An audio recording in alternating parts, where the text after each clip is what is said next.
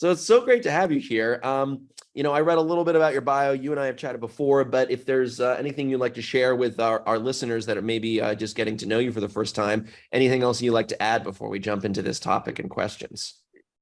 Yeah, I mean, I'll touch on it, but it is going to be applicable for today. I'm a little bit of a weird dude.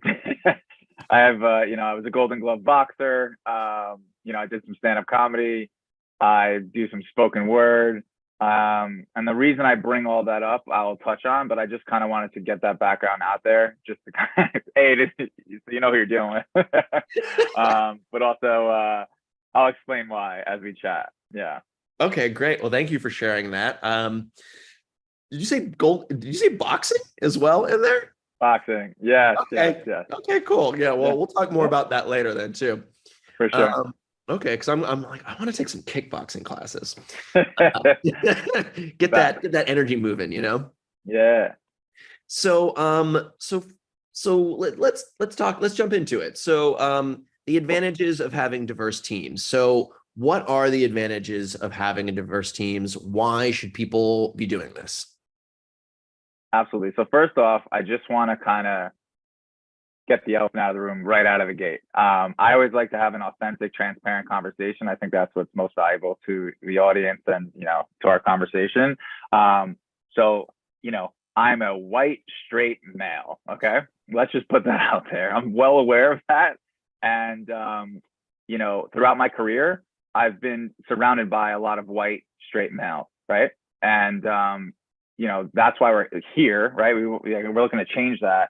I've been involved with like unconscious bias, all that stuff. The reason I talk about my personal life and boxing and spoken word and comedy is because, inside the workplace, outside the workplace, it kind of bleeds into each other. I've been lucky enough and fortunate enough to expose myself to places where, a white straight male is the majority and, has an easier time in most arenas. Boxing is not one of them. So, having some exposure to that and spoken word as well. It allows me to it's not nowhere close. It gives me a glimpse of what it's like to be on the other side. Right. And I think having that perspective from a leadership standpoint, understanding what's going on in society, who you are and what your background and how that affects the world and the workplace is extremely important. So, I just want to kind of get that out there right out of the gate. I'm well aware that I'm a white straight male talking about diversity, and this a lot of times I think these are the people that need to kind of wake up, right? So I'm really glad that I'm here, and I'm glad that we're having this conversation.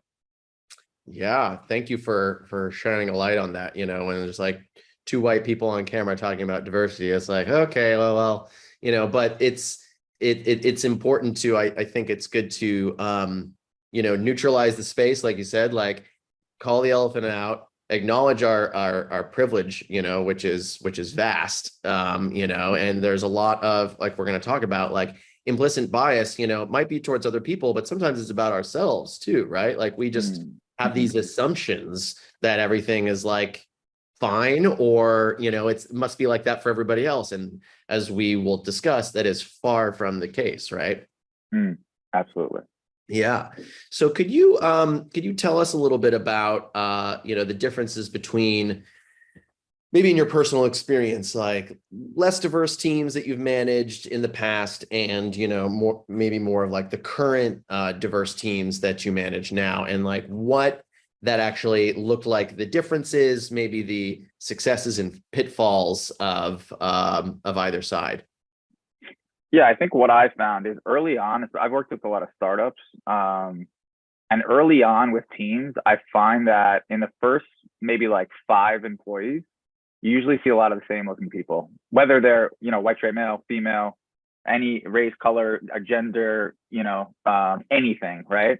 Transgender, whatever it is. People try, tend to stick together. It's a human thing.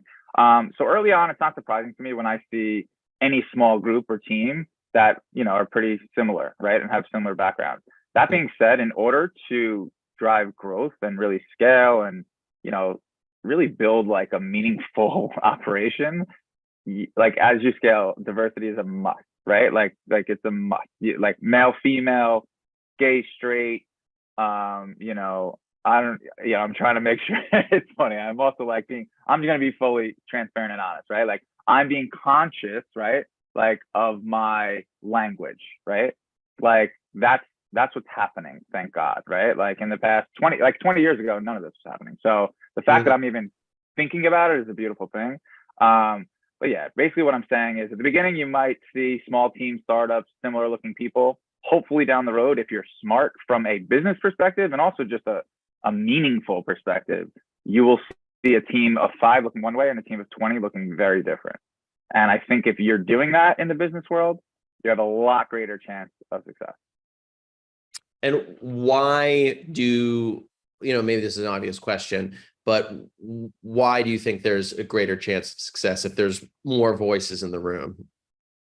I mean, look, the same way that those first 5 kind of hung together. I mean, when you expand your team, all of those people have their own perspectives, their own way they look at the world, their culture, how they operate. There's a vast amount of knowledge that you could be missing internally, right? Because within your team, you're going to have different styles of communication, different ways that you deal with certain things. Externally, you're going to have different networks of people. You're going to have different communities that you connect with, right? So you're just missing out, right? Like I only know so many people and so many types of communities, right?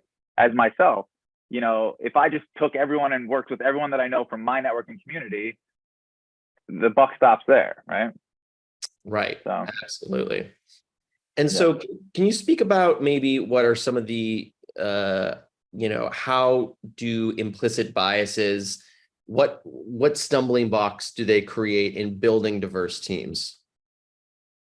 Yeah. So, I mean, thankfully we just had like an unconscious bias training and it was actually really well done at our company, right? Like a lot of it is kind of like let's call a spade a spade. A lot of like training and things like that can be boring and people kind of just brush it off. I think it was done through ADP, but they gamified it, right? So like you were like competing against someone else, you were paying attention, you had to answer questions, and it was really engaging, and it was 10 minutes, and it was really well done, right? And I've done unconscious bias training in the past.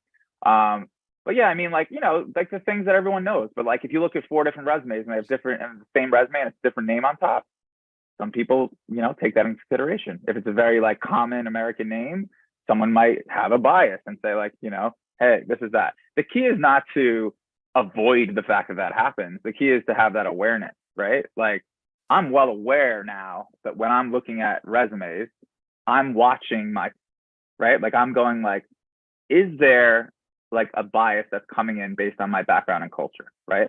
That's the key. You're not perfect. We're all human. We're going to have it, right? The thoughts are going to come up. What do they say? You can't control your first thought, but you can control your second thought and your first action, right? So that's it. So, and that can apply anywhere. Yeah.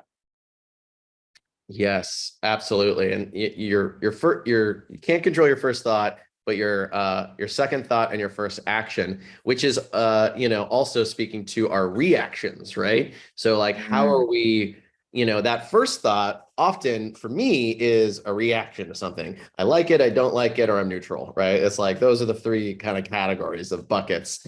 And it's like, okay, well, if I'm looking at hiring someone, none of that should really matter, actually.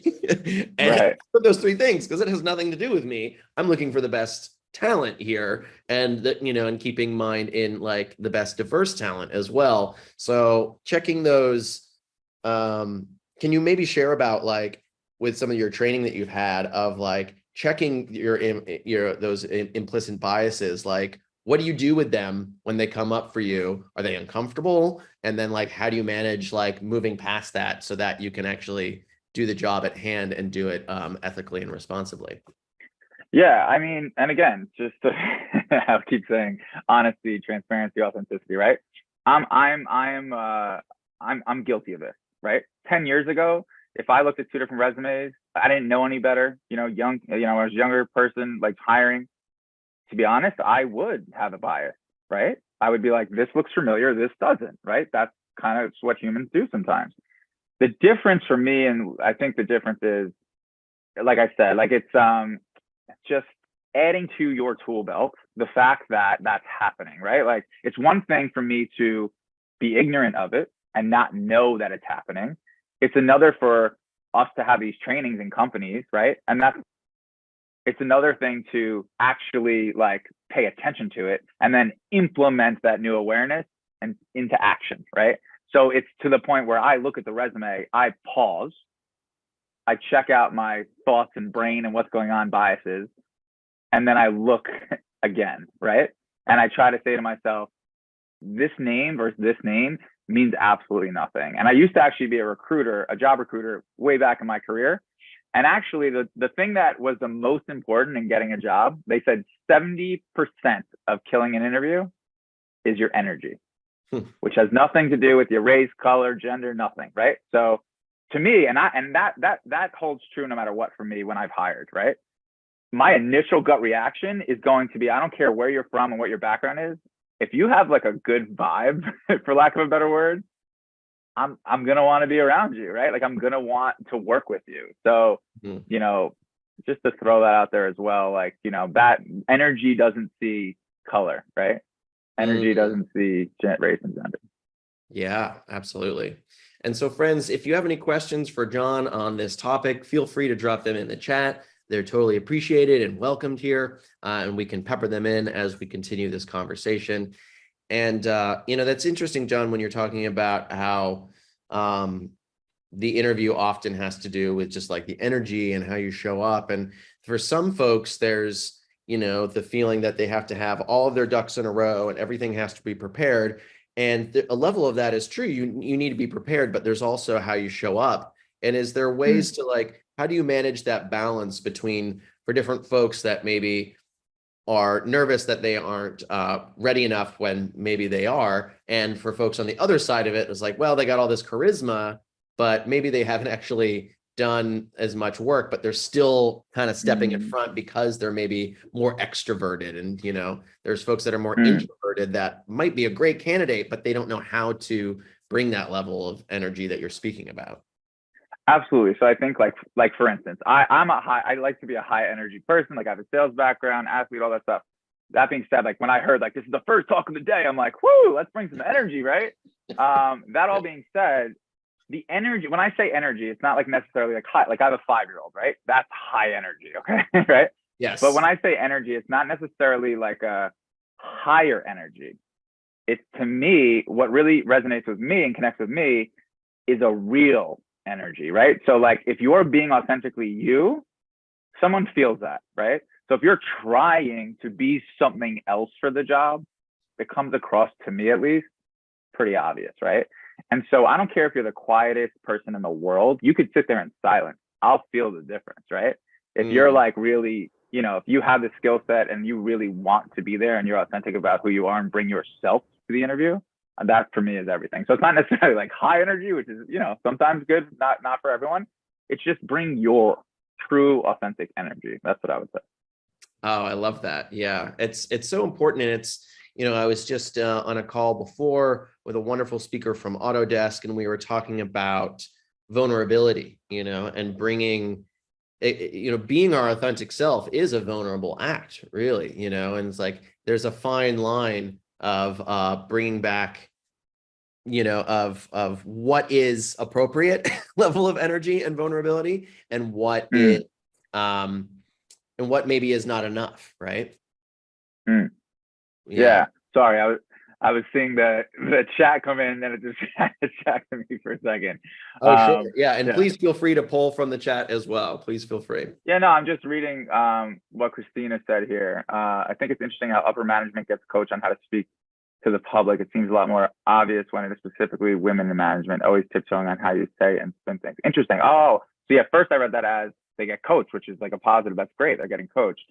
But it sounds like here it's, you know, they're getting coached on like, be careful what you say. And I've been there, right? Especially in media. There's like a list of things you can't say. It's so hard. But yeah, I hear that. I think that's interesting too, to be honest. Again, like I always, for me personally, my personal values and beliefs where I work in business, I don't think anyone should ever have to tiptoe, right? Like that's just not it doesn't feel like a safe environment, right? Like you want to be in a place where you feel safe to like bring whatever, you know, your whole self to the table. And then I also see pushback on initial reaction piece. Any employer should release that bias, because as a job seeker, you need to either keep or change that perspective to keep you engaged or change your mind. Some help me out with that, Hunter. Maybe or Christina. I just want to flush that out. I'm just, maybe I'm not understanding it the right way, just so I can respond. Yeah, absolutely. Yeah. If Christina, thank you for your engagement on this. These are really, I love everything you're contributing here. And so, yeah, tell us more about this, that first initial reaction piece that we were talking to earlier when we were talking about our first reactions to something, and maybe we can't change those things. And potentially, there's the perspective to keep or engage or change your mind. So tell us more about that, Christina. We would love to hear it. So we're getting lots of great conversations and bits here in the chat. Susan asked, "What?" Oh, I love this. Oh, go ahead. Yeah, no, just all of these. First of all, I please challenge me, and I'm learning too, always, and I'm going to get a lot of value from everything you ask and say. And I love, please push back, please challenge what I'm saying. Absolutely right. Like I'm reading what Anne says. It's easy to say that the vibe is the issue when you're white, and right. The fear of discrimination is hard for people with given degrees away from being, what is it? CIA. Oh, cis. White. Cis white male. Gotcha. Okay. Yeah, but I'm saying, like, again, what is a cis white male? I don't know what that is. Oh, sure. So like a cis white male is someone that's like, born as if you're born as a white male and identify as a white male, you're like cis white male. Gotcha. Yeah. Okay. Fair. Yeah, it is easy to say the vibe, 100%. And honestly, like, and if I don't know how, I think it's just responding on the chat, right? Yeah, if I would love to hear more, and also like learn from you, please. So like, the fear of discrimination is hard, 100%. Yeah, but I'd love to flush that out as well. Yeah, and please keep them coming. Like, this is fantastic. This is what it's all about. I think the key to all this is communication. The key to any relationship in life is communicate. And I will tell you, there are plenty of things I don't know. I'm well aware of that, and it humbles me every day. So there's plenty of things that out there in this space and where I come from that I absolutely have no clue about. So thank you. Yes, thank you. Yeah. Let's pop down to we got some questions coming in too. Bess asked, what advice do you have for employers who are sincere but still find they resonate most deeply with sameness when it comes to interpreting the energy of a diverse candidate in the interview process? Great question. So for me, it comes back to the individual, right? Like, the same way that people don't leave companies, they leave managers. At least I believe that. And they don't stay with companies, they stay with managers. That employer or specific human has work to do, right? Like we all do, like I do, and I have to work every day. But that's really my advice is work on yourself. Like, do learn about this, have the conversations, constantly be asking yourself, can I be doing this better? All that stuff. So an advice from the employer would be like, do the work, like dig deep personally, not just like, to be a good manager and employer, you have to like have self-awareness and be able to really look at yourself and say like, what am I doing and what can I be doing differently, right? Including myself. I'm nowhere, like I have so much to learn. So same to me, please. Yeah. Great. So these are all great, folks. Please do keep chiming in, asking questions. John loves pushback. He's a boxer, so he can he wants to learn, and he wants to keep the conversation alive. So this is all fantastic. Thank you so much for communicating your thoughts and feelings and questions. So we had a question beforehand as well. That could you talk about some of the best tips for creating and fostering diverse teams in the workplace? Yeah. I'm just trying to think of my own personal experience, right? Because I've had the experience of starting with a white team, right? And then expanding outwards. And I have like a ton of people in my network, a very diverse network now. And I love the diversity. I guess let's more specific, just ask the question again. Sorry. I'm just Sure. like Yeah, running totally. around. Yeah. Some of the best Yeah. tips for creating. So let's say, like you said, like a group has started, there's a lot of sameness in the group.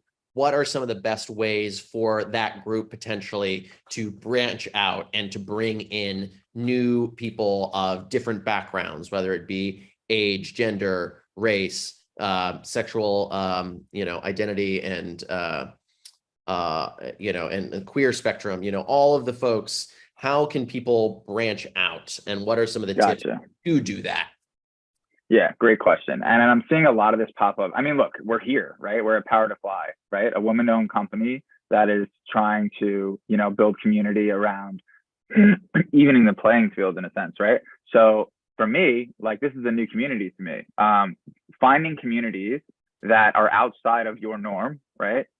Being open to recruiting, for instance, right? Not just from Indeed.com, but for more specific, there's many companies, I'm seeing them pop up all over the place that are helping with recruiting specifically for diversity, which is great. And I honestly think that's a great way to go. I love that. I love that. And what are some of the things that you do now with your team? Do you continue to, as you grow, when you're bringing people in, are there still practices that y'all use when you're looking to hire new folks? This is like, right? Like, I don't even want to say this, but I want to believe it's true that you hire the best candidate for the job. That's what you would hope. I know there's biases and all that thing. I like to believe that I don't see color and things like that. Like I always try to put myself in diverse situations. I hate like being in a, even when I went to college, wherever, right? I was always around all different types of people. But that being said, like let's cut the BS, right? Like I'm sure I have a bias that I'm unaware of.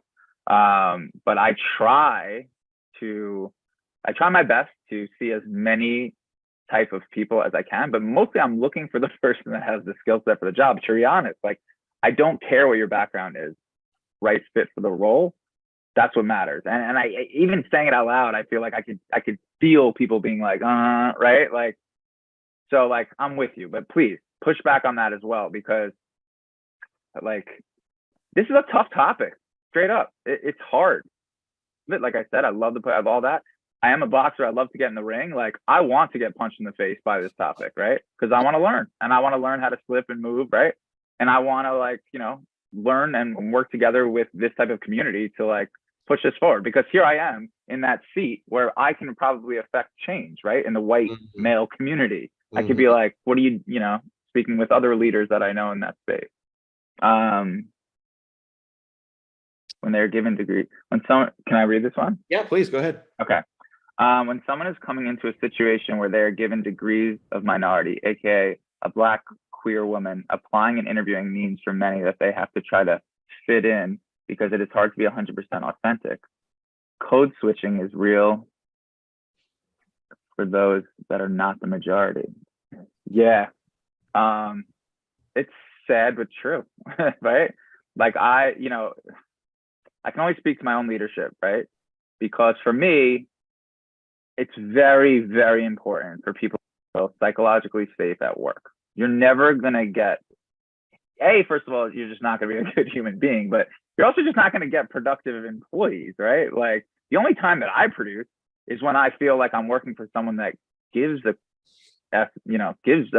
crap about me. I don't want to be careful about using language. But yeah, so I mean, 100%. I would hope and I pray that we get closer and closer to wherever your background from, like you can feel safe and you can feel yourself in the workplace and find people you connect with, right? And hopefully all different people from different backgrounds are connecting, right? Like I hope that if I worked with you or anyone else, that you wouldn't also look at me and go, this guy probably like he's just some like white dude that like probably doesn't give an F about me, right? Like I would hope that on both sides, we both find the open-mindedness to like connect. There's always a place to connect, always, right? Like it's our job to find it. That's what my mother taught me that, right?